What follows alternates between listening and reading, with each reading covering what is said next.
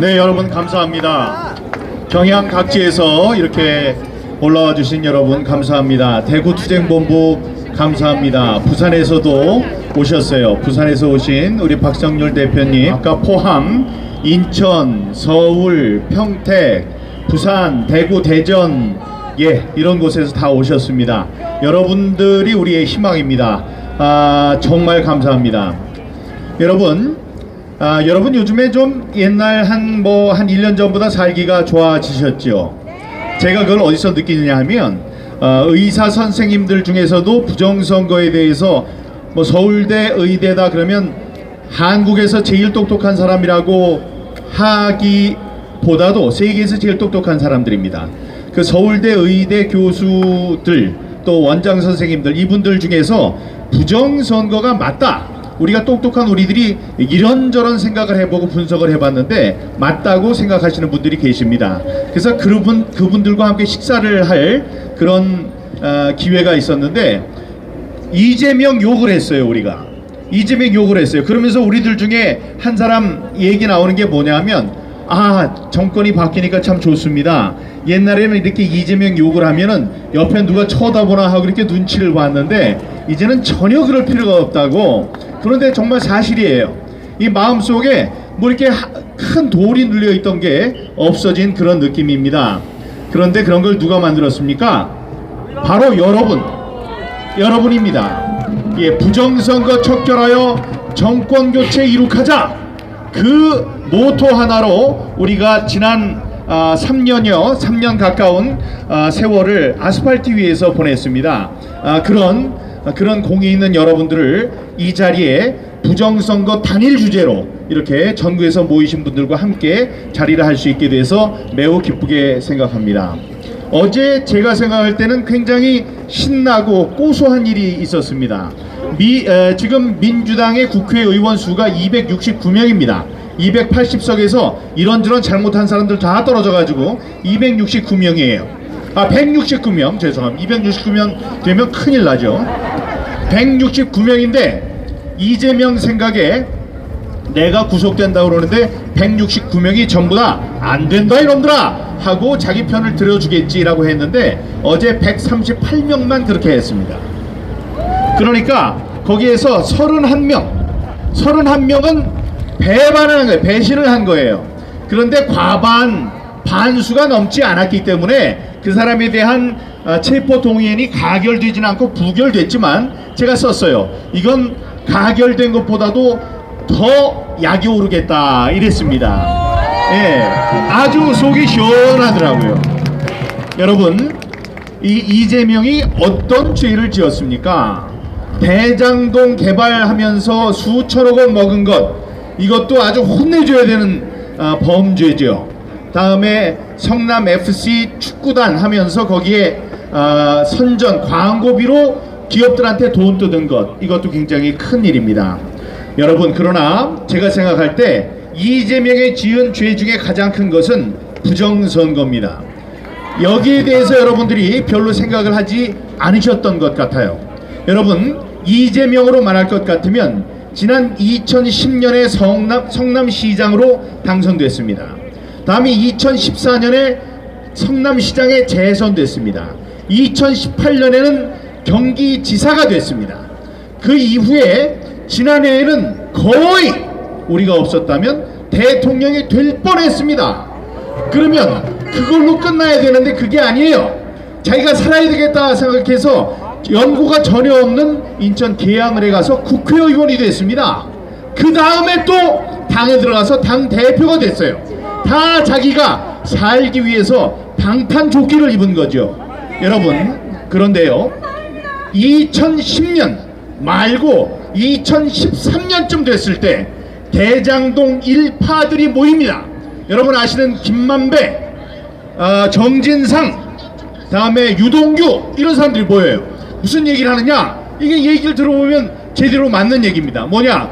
이 대장동 일을 벌려놨는데 이게 성공해서 자기네들이 큰 돈을 먹기 위해서는 이재명이 반드시 재선돼야 된다, 이렇게 얘기를 했습니다. 거기까지는 우리들도 할 수 있는 얘기라고 합시다. 그런데 그 가운데 하나 있었던, 요즘에 뭐 이쪽으로 전향을 해가지고 검찰들한테 많은 좋은 얘기를 해줘서 이재명 공격하는데 잘 써먹는 그 사람이라고 하지만 유동규라는 사람이 있어요. 유동규가 뭐라고 그랬느냐? 이거 재선이 돼야 되는데, 그러니까 중앙선관위에 라인을 대라, 선을 대라. 그러면 내가 그자로 하여금 절대로 배신하지 못하도록 하겠다. 이런 엄청난 얘기를 합니다. 자, 여기 여러분, 제가 사랑하고 존경하는 여러분 계신데, 여러분들을 제가 어떻게 하면 영원히 배신하지 못하게 할까요? 제가 영원히 정말 뭐 예수님 같이 이렇게 열심히 살면은 여러분이 그러실 수도 있겠네요. 하지만 사람과의 사람 관계가 그것만으로 영원히 지속이 될까요? 배신하지 못하도록 될까요? 바로 돈입니다.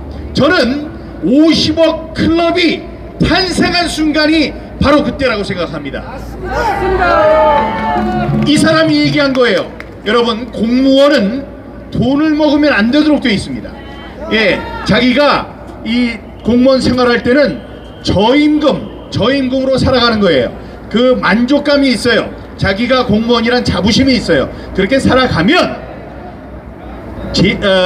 퇴직한 다음에 연금이 나와요. 언제까지? 돌아가실 때까지. 또 나와요. 돌아가셔도 누구한테? 유족연금이 나가요. 그러니까 이렇게 잘 살아야 돼요. 그 사람은. 그래야지 노후가 편해. 근데 이 사람이 돈을 먹게 되면은 잘리게 돼 있습니다. 자, 그 말은 뭐냐? 돈을 먹으면 흐물흐물해져요. 사람이 돈을 먹으면 흐물흐물해지는 거예요. 왜냐? 돈을 먹은 게 좋기도 하겠지만 그게 자기의 큰 약점이 되기 때문에. 그런데 이 사람이 배신하지 못하도록 하겠습니다 라고 한 것이 아니고 뭐라고 그랬어요? 영원히 배신하지 못하게 하겠다. 자, 중앙선관위에 라인을 대라, 선을 대라.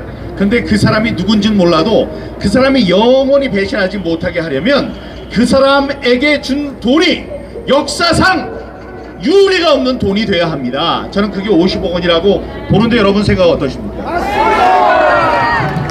자, 그때 있었던 사람이 누구냐?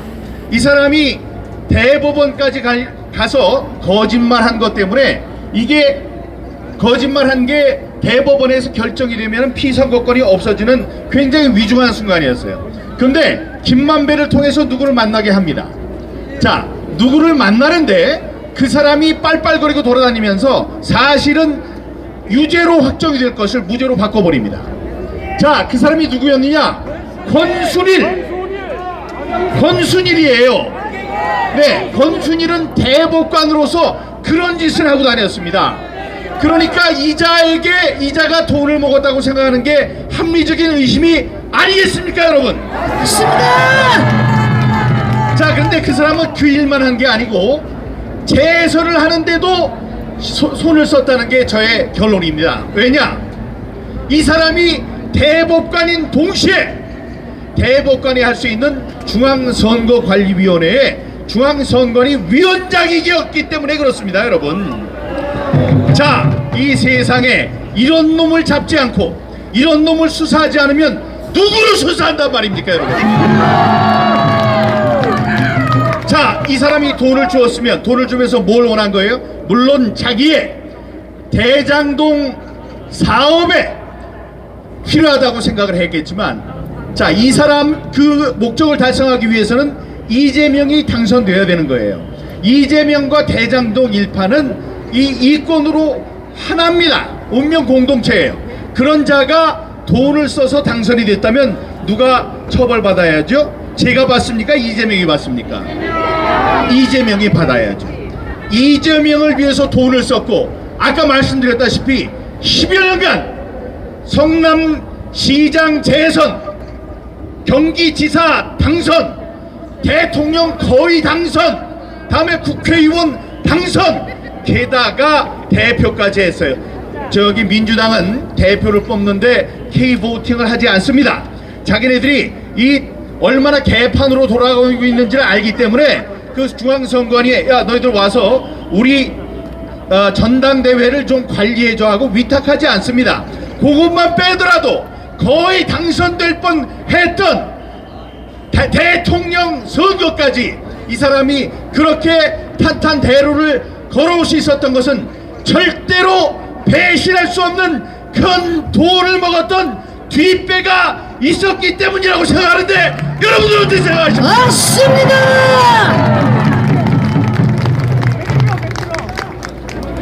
여러분, 저를 아끼는 여러 사람들이 이야기를 합니다. 이제 그만해도 된다. 참 열심히 했다. 그동안 너 비롯해서 몇 명만 열심히 외치더니 전국에 국민 3분의 1이 부정선거가 있다고 이야기를 한다니 대단하다. 그러나 이제 그만하라. 이런 사람들이 있습니다. 저는 그렇게 할 수 없습니다. 자, 지금 우리 윤석열 대통령 만들어서 우리가 힘을 모아서 우리만 한 건 아니겠지만 우리가 열심히 그 앞에 서서 싸웠습니다. 그 싸운 다음에 세상이 바뀌어서 좀 좋긴 한데 윤석열 대통령이 이 부정선거에 대해서 알 듯 말 듯 어느 것은 알고 모르고 40점 받았습니다. 이런 분이 저는 똑똑하기 때문에 부정선거를 잘 알고 있다고 생각하고 다음에 우선순위에서 좀 밀리는 것이 아닌가라고 저는 믿고 싶습니다. 그러니까 지금 이재명 치고 문재인 치고 뭐 이렇게 하고 연금 개혁도 하고 뭐 이러는 와중에 안정이 되면 부정선거도 하자 이렇게 할 것이라고 저는 희망하고 있어요. 하지만 그게 꼭 이루어져야 되고 만약에 그것이 되지 않는다면 여러분 100개를 잘해도 부정선거를 이거를 제대로 돌려놓지 못한다면은 사안의 중대성을 제대로 알지 못한 그런 사람이었다는 역사의 준엄한 비판을 피할 수 없을 것입니다, 여러분. 맞습니다. 옛날에 페르시아에 재판관이 있었습니다. 이 판사가 돈을 먹고 부당한 재판을 많이 했습니다. 그러니까 그 왕이 이런 형벌을 내렸습니다. 산채로, 죽여서가 아니에요. 산채로 껍질을 벗겼습니다. 산채로 이 피부를 전부 다 벗겼어요. 벗긴 다음에 그걸로 이 의자를 덮는 재판관의 판사의 의자를 덮는 이 장식 덮개를 만들었습니다. 덮개를 만든 다음에 그 자리에 죽은 그 판사의 아들을 판사로 앉혔습니다. 그런 다음에 올바른 재판을 하라고 했습니다. 여러분, 권순일, 천대엽, 조재현, 이동원 이런 사람들 우리 대한민국에서 최고의 지위를 누리고 있는 사람입니다. 대통령보다 더 단단한 자리에 앉아 있어요. 대통령은 탄핵이라도 하는데 이 사람들 탄핵 못해요. 지금 그렇습니다. 자, 이런 사람들 정말로 잘못하면 혁신, 가죽을 바꿔서 새롭게 한다. 혁신이 있어야 합니다. 그래서 이 사람들이 정말로 잘못했습니다 라는 반성이 있어야 돼요. 반성 가지고 되지 않습니다. 그 원흉에 대해서는 단죄해야 합니다. 벌을 물어야 돼요. 죄를 묻고 벌을 내려야 됩니다. 우리가 수백만 명의 유태인을 죽인 독일 사람들에게 반성하고 반성하라, 너희들이 잘못했다고 스스로 자백하라 라고 자꾸 이야기하는 것은 과거의 잘못을 인정하지 않고 거기에 대한 자기의 죄를 자백하지 않으면, 사죄하지 않으면 과거의 잘못을 또다시 저지를 그런 위험이 있기 때문입니다. 그래서 우리가 얘기하는 것입니다. 중앙선관위 가죽을 벗겨서라도 혁신을 해야 됩니다. 대법원 그들의 가죽을 벗겨서라도 혁신을 해야 합니다, 여러분. 맞습니다. 그런 이후에야 우리들이 대법원, 도덕의 최후의 보루로서, 사회의 최후의 보루로서 그들을 믿고 중앙선관위가 하는 선거에 우리가 차분하게 따라가고 다음에 잘못이 있을 때 그들이 내리는 판정에 대해서 우리가 승복할 수 있는 그런 날이 될 것입니다. 여러분, 아직도 차가운 날씨지만 이제 봄이 옵니다. 좋은 소식들이 더 들려오길 바랍니다. 이번 전당대회에서 대표를 뽑는데 여기 많은 분들이 책임당원이실 겁니다. 여러분들이 당 대표를 뽑는 기준은 두 개여야 한다고 생각합니다. 첫 번째, 대통령과 어떻게 호흡을 맞춰가면서 큰 파열음 없이 이 정권을 성공적으로 이끌어가느냐, 그것이 첫 번째 조건이 되어야 된다고 생각합니다.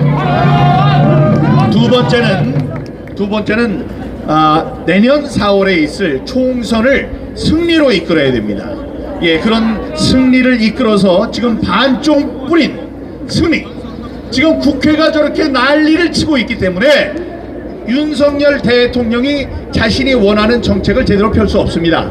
그러니까 이 다음번 총선에서 과반을 얻을 수 있도록, 그보다 훨씬 많은 표를 얻을 수 있도록 흠없는 그런 대표를 우리가 뽑아야 된다고 생각합니다.